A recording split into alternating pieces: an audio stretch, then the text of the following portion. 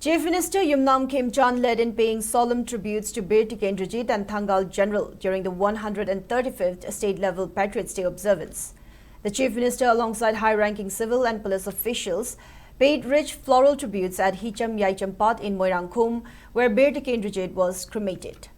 Prominent leaders attending the ceremony included Manipur Legislative Assembly Speaker Thokchom Satyabrata, Home Minister Govindas Konthokcham, Art and Culture Minister Khuraijam Lukain, and several MLAs.